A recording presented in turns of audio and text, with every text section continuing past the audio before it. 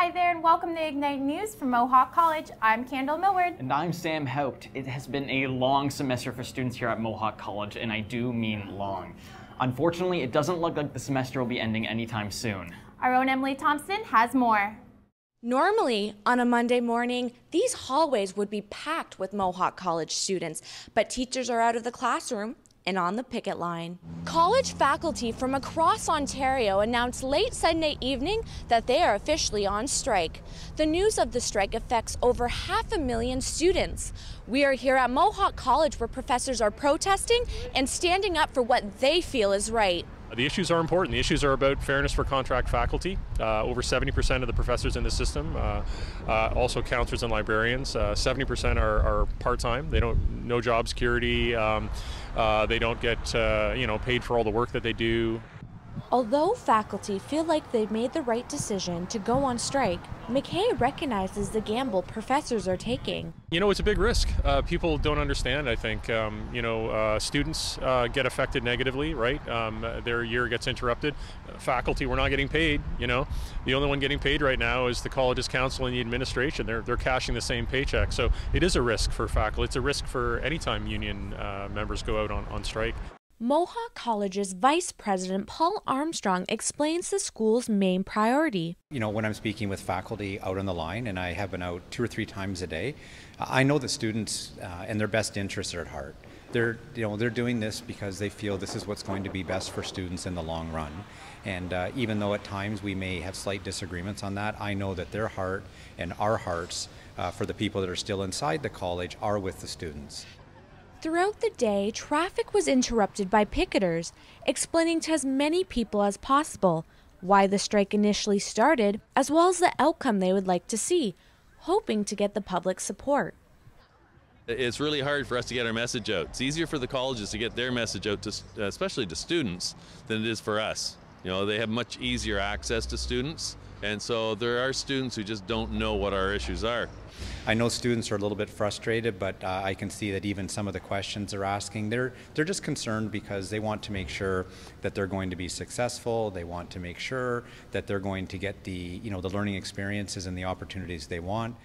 Some faculty remain optimistic that their voices are being heard during the strike, but there are still some questions that raise a concern. How long will students be without classes? How much tuition will potentially be wasted? And how long will it take before both parties finally come to an agreement? Reporting for Mohawk College Journalism, I'm Emily Thompson. Mohawk College students returned to school after a province-wide strike saw them miss nearly 6 weeks of class. During the strike, social media was flooded with students calling for the semester to be canceled altogether. But Paul Armstrong, vice president of Mohawk College, argued canceling the semester could make things a whole lot worse. We are not canceling any semesters. We are not canceling the fall semester for any specific program. So if we were to cancel the fall semester, we would then jeopardize almost 6,000 students' ability to graduate in June and about 800 students' ability to graduate in December. Some students were calling for the semester to be canceled during the strike, but now that it's over, some say they're just glad to be back. I'm okay with it. I'm happy to be back, but I understand that the teachers had to do what they needed to do. I can't say I'm thrilled with it, but it was a nice break, and it's just good to be back. I don't really feel like personally the strike really affected me that much. I was able to stay at home, do my work. I would say I was really productive over the strike. I got most of my things done. I'm glad that I'm not losing a semester, but honestly, to me, I was pretty good. I was supporting the teachers, so I was happy to be at home and doing my work. Frederick Nicknar, registrar for Mohawk College, reminded students that they still have an option of dropping out. Many students could actually decide to get a refund and restart in January, as early as January for programs that are still open. For students that want to come back next fall, they have to make sure that they apply before February 1st, which is the equal consideration date. But at that point, they'll be ranked against all the other applicants of that cycle. So they may or may not get re-entry into a competitive program. Nickner also explained the Student Strike Relief Fund, which some mistook as a partial refund. Most students think that it's a $500 refund, but really it truly is the Student Strike Relief Fund. And what qualifies them is that they need to prove that they have seeing additional unplanned costs because of the strike. So for example, if a student needed to change travel plans and changing a ticket cost them, let's say $100, they could show proof that they've incurred that. It was unplanned, it was due to the strike, and we would refund that $100. After the longest college strike in Ontario history came to an end, Armstrong had this to say. I would like to thank the students for their patience. I know how difficult this has been. I know it's been frustrating. It has been, the anxiety levels have increased based on the unknowns. But I can say, with all confidence that no student is going to lose their year because we have to cancel a semester. For Mohawk College Journalism, I'm Audrey Billiald. While college faculty were on strike, Ignite reporters like Laura Sebin were out in the fields covering the stories. Did you say fields? Yeah, they are getting their hands dirty. Haha, very punny. Halloween festivities are well underway in the region this month, and today we are at Mountsburg Conservation Park for the Halloween Spooktacular. The event runs on weekends for the month of October and has a combination of different activities that families can take part in. There's the hay bale play area here. There's the horse-drawn rides, which we offer throughout the day, which travel out through the south part of the park. And then, of course, there's the haunted barn. We've decorated the lower level of the original barn on the property, and it's kind of spooky. We've got a few different areas that are sure to put shivers down people's backs, I think. Attendees were able to enjoy a gorgeous day at the Mountsburg grounds. We brought the kids to Mountsburg today to celebrate Halloween and enjoy the beautiful outdoors. Parents who bring their kids to the Halloween Spooktacular can come and hang out in the barn with some of the animals. How's your day going? Oh, we're pretty regular visitors, so we love to come and see the birds and the animals, and yeah, we love it up here. We've seen lots of chickens, and my mom just brought a chicken back into the pen, and we saw the goats and we were feeding them little leaves. While there were plenty of fun things for kids to see, they all had their own favorite part of the day. My favorite part was the haunted house. The dancing skeleton. It was a fun time today at the Halloween Spooktacular. Mountsburg Conservation Park has plenty of other fun events to check out for the remainder of the season. For Mohawk College Journalism, I'm Laura Sebin.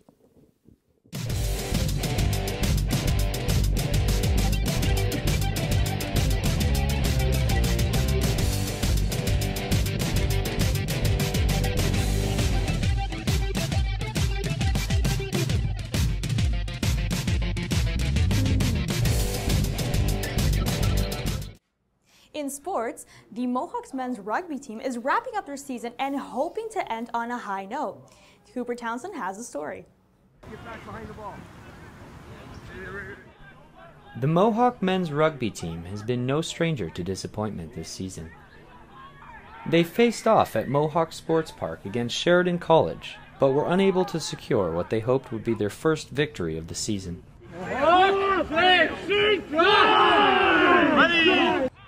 Mountaineers captain Ben Lochenberg shares his view on why the team lost the game. First half, I think we came out slow. We just weren't as intense as we should have been. We had some miscues that they really cashed in on. But the second half, I thought we were a lot stronger and a lot smarter, and we just played our game. Just slow, smart rugby. And we were really intense, and I thought we won the second half. While the Mountaineers did begin to slowly push their opponents back, it wasn't enough to make a comeback. Head coach Bill Stewart attributes their performance to a lack of experience. Tends to be the same at most years. We don't tend to get a lot of players coming back. They seem to graduate or leave the campus. So we had five players this year that returned. So there's a few guys that are going to be returning for sure. So we will have to build on that. Even though as a team they've experienced nothing but loss, the Mountaineers remain determined to pull a victory out of the season. We're getting better each game, and we just keep improving, and next week it'll be a totally different team. For Mohawk College Journalism, I'm Cooper Townsend. Hamilton's art scene is growing faster than ever. I bet the art crawl has a big part in that. You got that right, Maria. Actually, let's take a look at last month's art crawl with Ignite's very own Celeste Boxall. James Street North held its monthly art crawl, giving attendees the chance to buy homemade art, knickknacks, and jewelry. Art crawl happens every second Friday of the month, letting local vendors showcase their products, while art galleries in the area have new art openings on the same night. Margaret Waters has been creating her own jewelry since the 90s, showing proof that old habits die hard. Everything I do is one of a kind. All my pins, my pendants are one-off.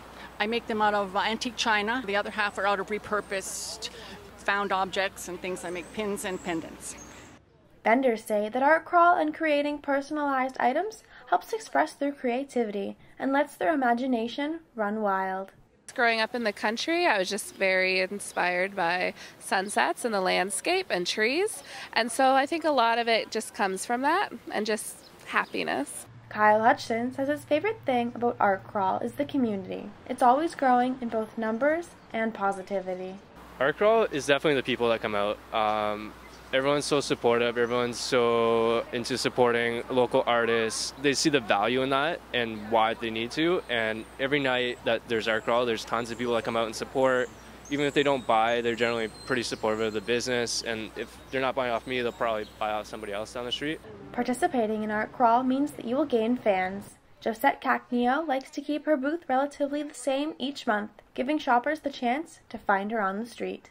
I try to keep it very consistent just so that people always recognize who I am. So I have my tablecloth with my logo on it, and I try to keep all the same display pieces, like I said, just so that people always know that it's me, they know where to find me, they recognize my stuff right away. Overall, vendors hope that each month's art crawl can bring in a larger turnout than the last. For Mohawk College Journalism, I'm Celeste Boxall. Oh, I am so hungry. Do you know anywhere I can go that's healthy after we finish wrapping? Yeah, definitely. Have you heard of Bodhi Bar? No, I haven't. Well, it's your lucky day because Candice LaBreche, she went to check it out. Let's take a look. Right on Lakeshore Road in Burlington's waterfront district sits a one-of-a-kind juicery. Bodhi Bar is a privately owned juice bar that serves organic cold-pressed juices, smoothies, and more. Owner and general manager Naomi Gardner says she started the juicery after her daughter had a surprisingly positive reaction to a juice cleanse. I have a beautiful, gorgeous, amazing daughter who unfortunately was diagnosed with cancer when she was only 16 years old. Unfortunately, there's so many bad things that come out of chemotherapy, along with some, good things, hopefully. And one of the bad things, unfortunately, is that her cancer returned. When her cancer returned, we looked at alternatives and we found the Gerson therapy, which included a lot of organic cold-pressed juicing. So my daughter began consuming about 13 juices a day.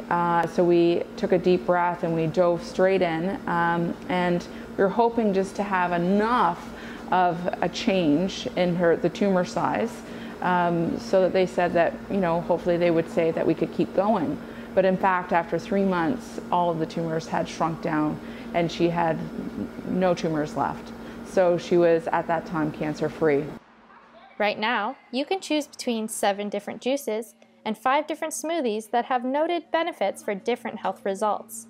I like to try new things, and we were walking by, and I just had a baby, so I'm trying to do some detox kind of working out or just walking and cleanse my system. I haven't been here before, and we live down the road, and we've never really noticed that this has been here, so we just thought we'd come in and check it out, and so far it tastes really good.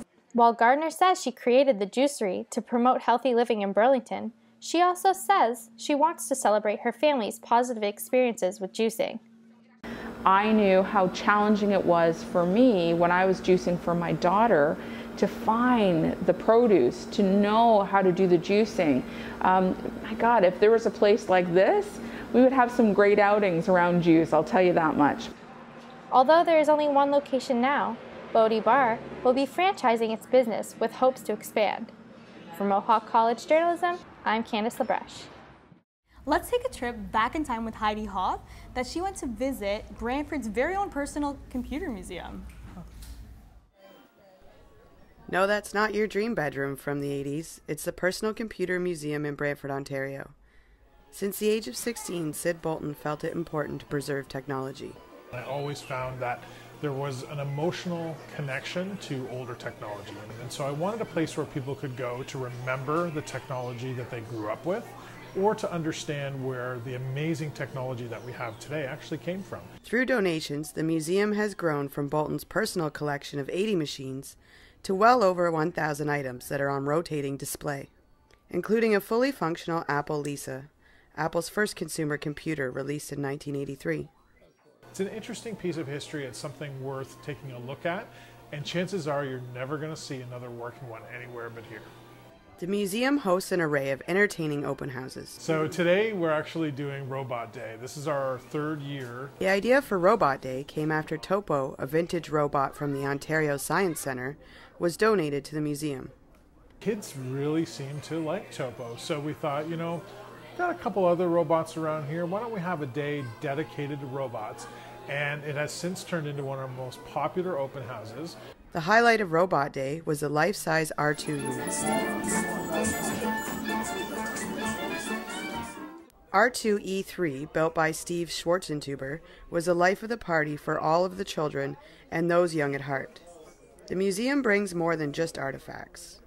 I personally like to see how people react to the old stuff and the new stuff. As much as they have evolved from a technology standpoint, their interest and how valuable they are is still just as good no matter how old they are. So that's an important lesson, I think, for us.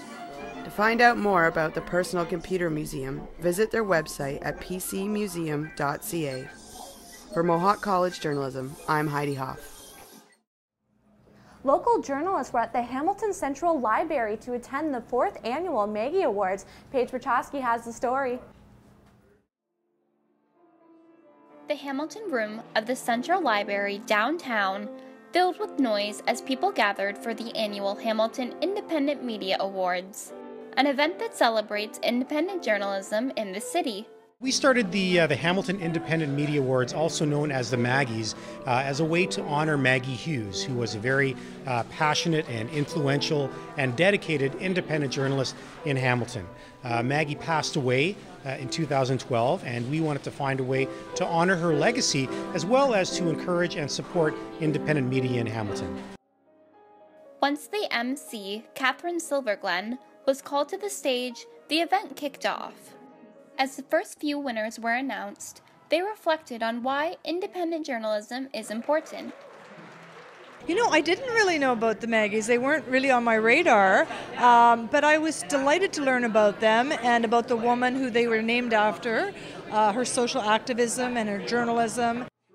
One of the biggest awards given out was the Special Recognition Award. This is not an award that is presented each year, only certain years when there is a deserving journalist. This year, the award was given to 2 journalists who were wrongly arrested for doing their jobs.